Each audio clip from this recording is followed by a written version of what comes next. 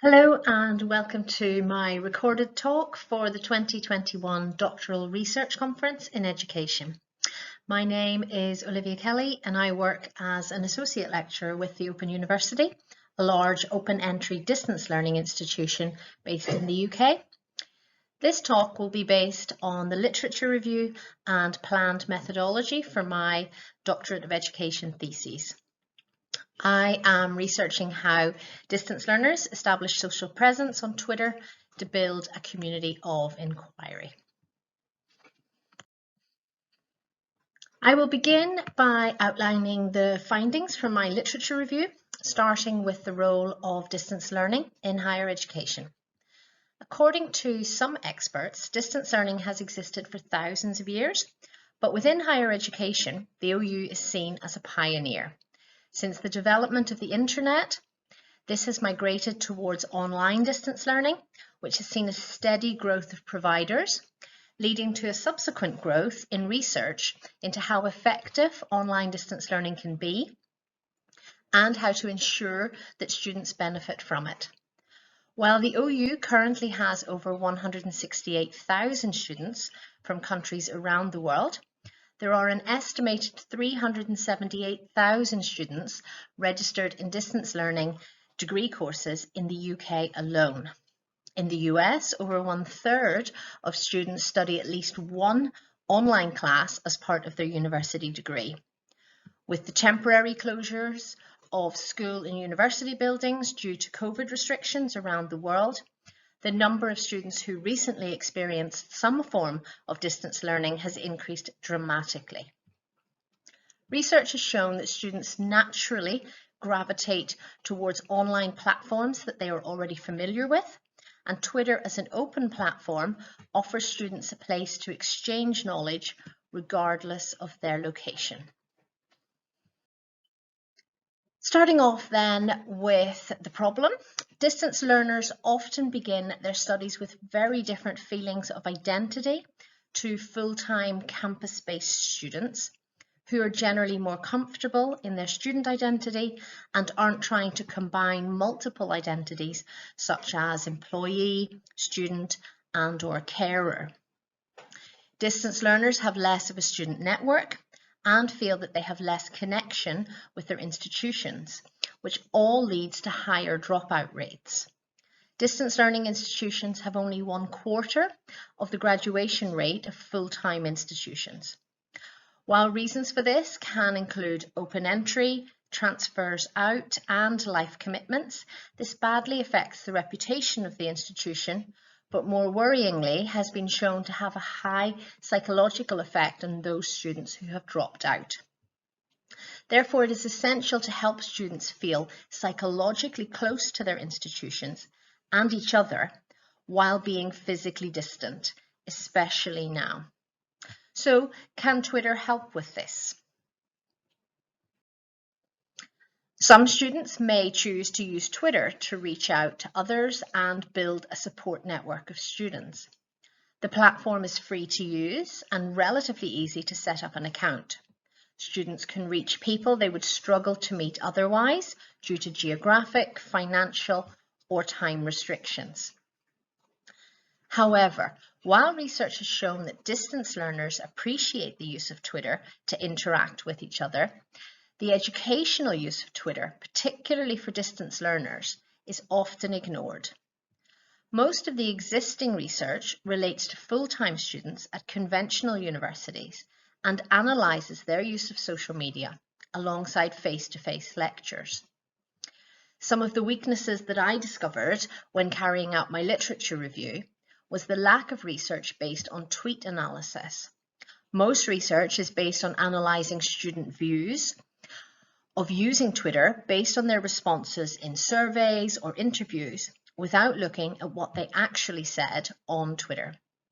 In some cases, the research which did analyse tweets was created through the use of a compulsory Twitter activity set by teachers within a course format rather than using voluntary student tweets.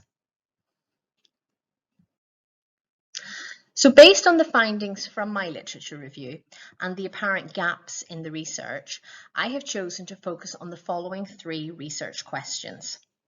I will start on this slide with a brief overview and explain how I will approach each of these questions in turn.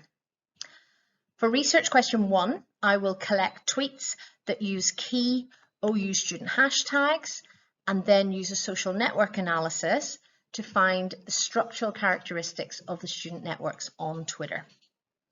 For research question 2, I will use the same collected tweet data to carry out a content analysis to assess to what extent students are establishing social presence on Twitter within the community of inquiry model. To finish, I will use interviews with a small number of OU students who use Twitter to find out how and to what extent this social presence impacts on feelings of identity and motivation. The interview responses will be analysed using the voice-centred research method, and I will now go into more detail about the methodology I plan to use for each of these research questions. Starting with research question 1, social media platforms have emerged as places where people can communicate with anyone around the world. Users gradually build up a network of people that they are interested in following and hearing what they have to say. The subsequent networks that people build for themselves on Twitter can be considered a type of online community. As this new form of community has developed, so too has the possibility of researching them using software programs that can now manage very large amounts of data. However, networks are rarely studied in Twitter educational research, particularly among students. What structure would distance learner networks have? And do they fall into any of these 6 established social media network categories that are shown here on the screen? And what might this imply? I will be focusing on OU students who tweet using key OU hashtags such as OU students or Open University, or tag the Twitter accounts at OU students or at Open University. Twitter's usual search function only allows a search of tweets posted within the last 7 days. Therefore, I will be using a program called Tags, which can be set to collect tweets over my full time period of 1 year, and I expect to collect approximately 10,000 tweets. For the analysis of the tweet data that I have collected via Tags, I will be using Node XL Pro, a software program for analysing various social media platforms.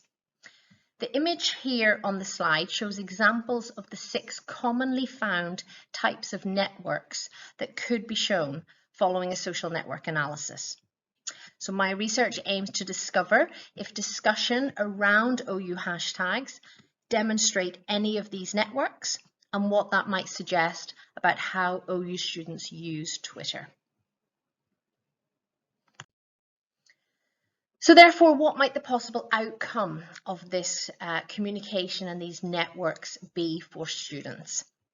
Students who are active on social media are gradually building social presence as stated within the community of inquiry model, originally developed by Garrison in 2000. Social presence is considered a key factor in effective online communication and learning, as shown in the middle yellow circle here in the diagram, which includes things like socialization, interaction, and community development. The extent of this social presence can be tested using established criteria and measurement tools. Despite the software being easily available for large-scale network and hashtag analysis, nearly all existing educational research, as mentioned, is based on questionnaire and interview results.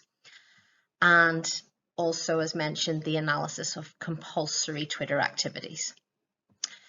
Using questionnaire and interview data has the risk of students discussing what they think they say online rather than analysing what they actually say. So my research will focus on filling those gaps by carrying out a qualitative content analysis of the language actually used in the tweets to see if this falls under the social presence indicators within the community of inquiry model. The content analysis uses Rourke et al.'s 1999 tool, which measures 3 broad categories contributing to social presence: affective, interactive, and cohesive responses. So this is shown by the table at the bottom of the slide here. Within each category, a range of indicators are suggested for the types of messages that demonstrate that category of social presence. Due to the large number of tweets that I will be analysing, I will use NVivo to help with the coding process.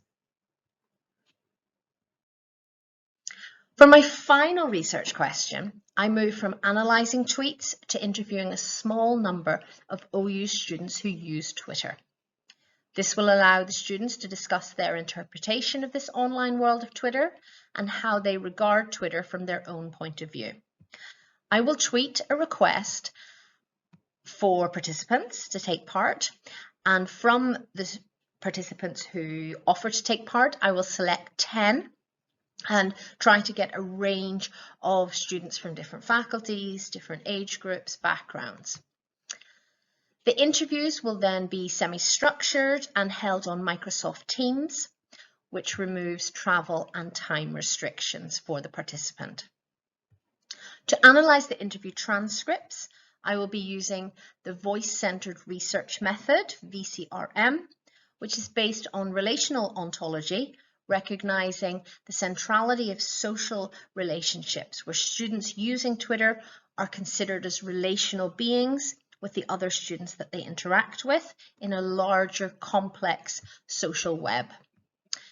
VCRM focuses more on the individual voice, relationships and experience, and uses 4 readings of the transcripts. First, a reading for the overall story, looking for plots and language used to interpret experiences. Secondly, a reading for the individual voice, focusing on the way participants speak about themselves, particularly shifts between I, we, and you, signalling a shift from personal perspective to community understandings.